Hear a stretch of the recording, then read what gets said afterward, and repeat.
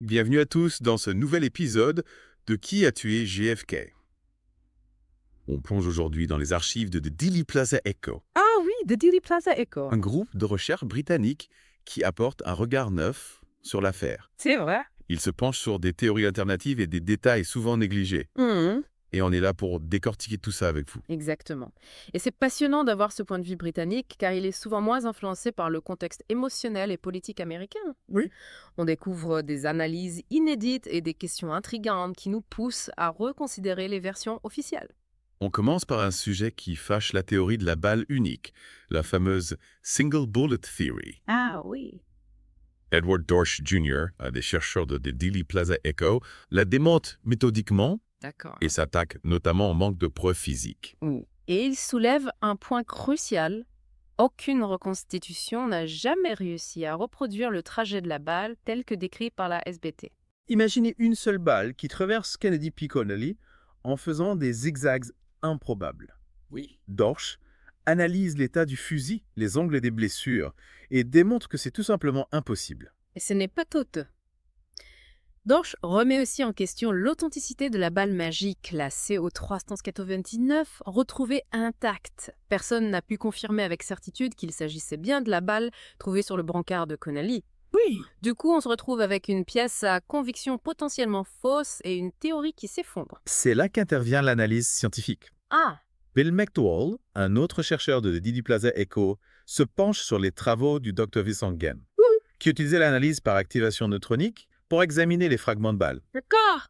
Et là encore, ça devient compliqué. C'est-à-dire, ah, expliquez-nous ce que ça signifie pour ceux d'entre nous qui ne sont pas des scientifiques chevronnés. En gros, cette technique permet de déterminer la composition chimique des fragments. Le problème, c'est que les résultats de Gann sont controversés. Ah bon. McDowell met en avant des incohérences dans la teneur en antimoine entre les fragments et soupçonne même une manipulation des données pour coller à la version de la SBT. Attends, on parle de falsification de preuves. C'était énorme. Disons que McDowell soulève des questions légitimes sur l'objectivité de ses analyses. D'accord. Il compare les premiers tests du FBI, qui étaient moins précis avec l'analyse quantitative de Gann, et montre qu'il y a des zones d'ombre. Ce qui est sûr, c'est que ces analyses scientifiques censées apporter des réponses ne font qu'épaissir le mystère. On se croirait dans un épisode de X-Files. Ah.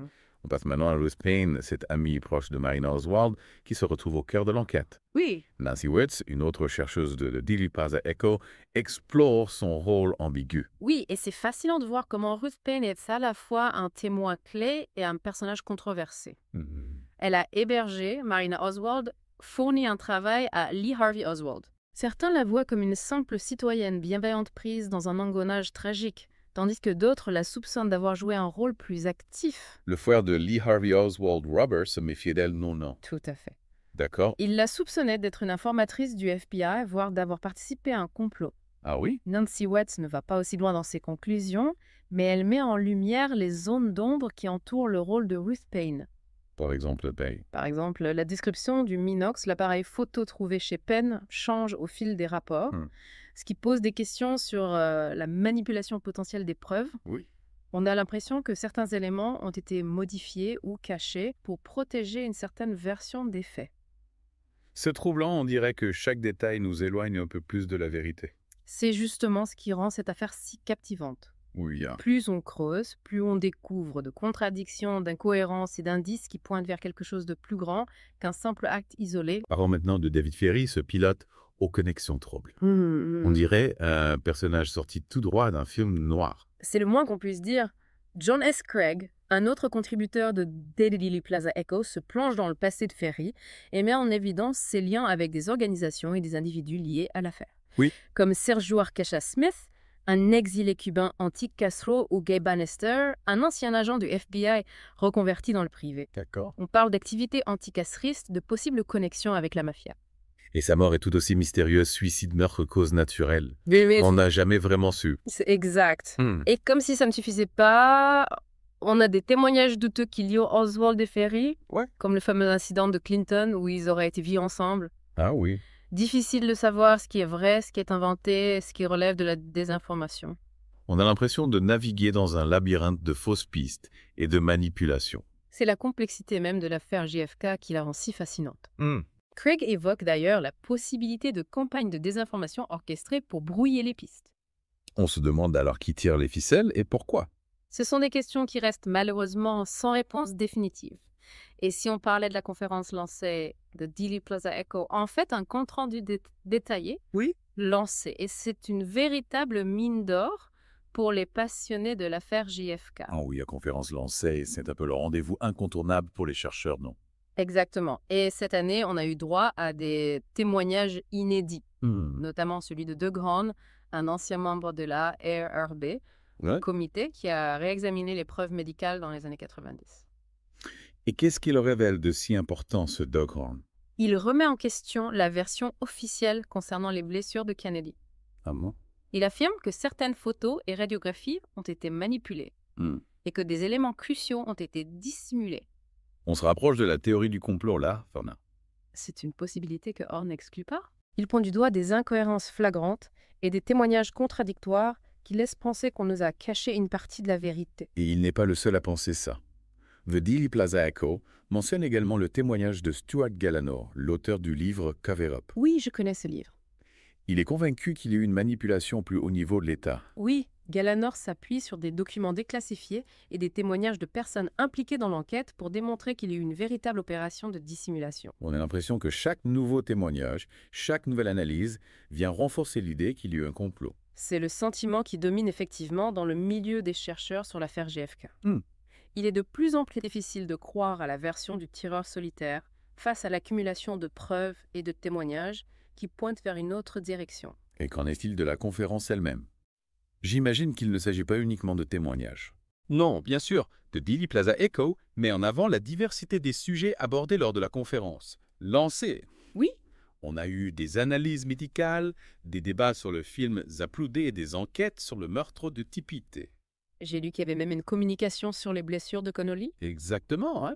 Un chercheur du nom de Russell Kent a démontré comment les blessures au poignet de Connolly discréditent totalement la théorie du tireur solitaire. D'accord. Ces analyses balistiques sont très convaincantes. On comprend mieux pourquoi cette conférence est si importante. Elle permet de confronter les idées, de partager des découvertes et de faire avancer la recherche sur l'affaire JFK. C'est un véritable laboratoire d'idées pour tous ceux qui refusent de se contenter des versions officielles et qui cherchent à percer le mystère de l'assassinat de Kennedy. Et c'est important de ne jamais baisser les bras, n'est-ce pas? Absolument. L'affaire JFK nous rappelle que la vérité est souvent cachée, dissimulée derrière un écran de mensonges et de manipulation.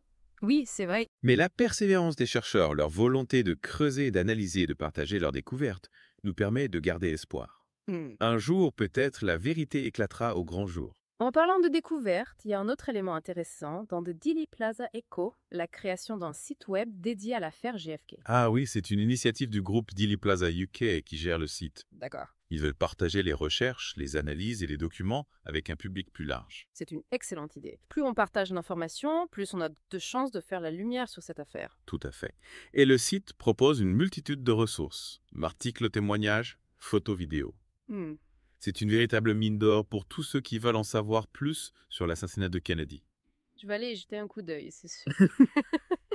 Mais avant de conclure, j'aimerais qu'on revienne sur un aspect plus personnel de l'affaire. Oui. Le témoignage de Ray Brown, ce membre de Dealey Plaza UK, qui se souvient du jour où Kennedy a été assassiné. Ah oui, son récit est très touchant. Il nous ramène à l'impact émotionnel de cet événement, au choc à l'incrédulité que tout le monde a ressenti ce jour-là. Il décrit l'annonce du drame à la télévision, le sentiment des réalités. Oui. On se rend compte à quel point cet assassinat a marqué les esprits même au-delà des frontières américaines. Et ce qui est intéressant, c'est que Ray Brown mentionne un malaise dès l'annonce de la mort de Kennedy. Il se souvient d'avoir vu Lyndon B. Johnson prêter serment sur Air Force One et d'avoir ressenti un profond sentiment de malaise comme si quelque chose ne tournait pas rond. C'est fascinant parce que ce sentiment, beaucoup de personnes l'ont partagé. C'est vrai. Comme si, dès le départ, il y avait une ombre, un doute sur la version officielle des faits. C'est exact. Et ce malaise, il ne nous a jamais vraiment quittés. Il est alimenté par les contradictions, les incohérences, les zones d'ombre qui persistent autour de l'affaire JFK. On a le sentiment que la vérité nous échappe, qu'on nous cache quelque chose. Et le sentiment est renforcé par le fait que de nombreuses archives restent classifiées. On a l'impression qu'on nous empêche d'accéder à la vérité. C'est une des grandes frustrations de cette affaire. On nous promet la transparence, mais au final, on nous livre des informations au compte-gouttes, souvent expurgées, parfois manipulées. Oui. Difficile de se faire une opinion objective dans ces conditions. On a l'impression de lutter contre un mur de silence. C'est une image assez juste. Mais heureusement, il y a des chercheurs, des journalistes, des citoyens qui refusent de se taire et qui continuent de creuser, de chercher, de poser des questions. Et c'est grâce à eux qu'on avance petit à petit vers la vérité. Tout à fait, The Daily Plaza Echo en est un parfait exemple. Mhm. C'est un journal indépendant qui n'hésite pas à explorer des pistes controversées, à donner la parole à des témoins oubliés, à remettre en question les versions officielles. D'accord. C'est un travail précieux qui contribue à faire vivre la mémoire de Kennedy et à nous rapprocher de la vérité. On salue leur travail et leur engagement. Et on continue notre exploration dans la prochaine partie en analysant les implications de ces découvertes et en essayant de tracer un chemin vers la vérité. On a exploré beaucoup de pistes fascinantes dans The Daily Plaza Echo, mais il reste une question centrale. Pourquoi? Quel était le mobile de cet assassinat qui a bouleversé le monde? C'est la question à $1 million, celle qui hante tous les chercheurs sur l'affaire JFK. Et The Daily Plaza Echo met en lumière une piste particulièrement troublante, la politique étrangère américaine. C'est-à-dire? Guijo. Un chercheur du nom de Lamar Waldron, cité dans le journal, met en avant le projet Liberté de Robert Kennedy, le frère du président. Ce projet visait à démanteler la CIA, une organisation qui avait accumulé beaucoup de pouvoir et d'influence dans les années 60. Donc on part d'une lutte de pouvoir au sein même de l'État américain. Exactement. La CIA, qui avait ses propres intérêts, voyait d'un très mauvais œil ce projet de démantèlement. Oui. Et certains théoriciens avancent que l'assassinat de Kennedy pourrait être lié à cette opposition. C'est une théorie qui donne froid dans le dos. Et ce n'est pas tout. The Daily Plaza Echo donne également la parole à Abraham Bolden, un ancien agent des services secrets, qui affirme avoir été victime d'un coup monté après avoir dénoncé des failles dans la sécurité du président. Vous voulez dire qu'il aurait été puni pour avoir voulu protéger Kennedy? C'est ce qu'il affirme. Bolden raconte qu'il avait alerté sa hiérarchie sur des manquements graves dans la protection du président. D'accord. Mais qu'au lieu d'être écouté, il a été accusé de corruption et emprisonné. Son témoignage, s'il est vrai, est accablant. Il suggère que des personnes au sein même de l'appareil d'État étaient au courant des risques que courait Kennedy, mais qu'elles n'ont rien fait pour l'en protéger. C'est une hypothèse terrifiante, mais qui est malheureusement plausible. L'affaire JFK est pleine de ces témoignages troublants qui mettent en lumière un système corrompu, prêt à tout pour protéger ses secrets. On se demande alors si la vérité éclatera un jour. Est-ce qu'on peut encore espérer, après toutes ces années, découvrir ce qui s'est réellement passé ce 22 novembre 1963? L'espoir est permis.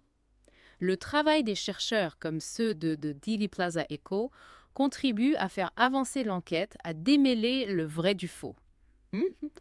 Les archives continuent d'être déclassifiées, de nouveaux témoignages apparaissent, les techniques d'analyse évoluent. Donc l'enquête n'est pas terminée. Loin de là, l'affaire JFK est un puzzle complexe, dont on n'a pas encore assemblé toutes les pièces.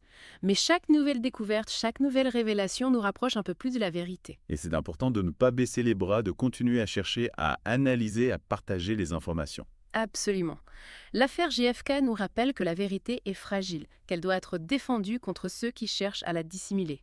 C'est un combat pour la mémoire, pour la justice et pour l'histoire. Voilà qui conclut notre plongée dans The Daily Plaza Echo.